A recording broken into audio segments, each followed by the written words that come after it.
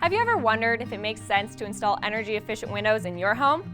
I'm Sarah with WindChoice USA, and in today's video, we'd like to discuss some of the most common advantages for this type of project. Stay tuned.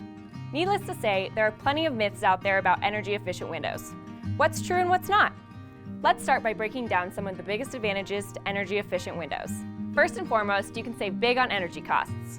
When less air from outside gets in and less of your heated and cooled air gets out, you get to keep more money in your wallet. That means that you'll stay more comfortable. After all, you want to make sure that you can set your thermostat to a temperature that you want and have it stay that temperature. Lastly, modern window technology makes your home better for a number of reasons.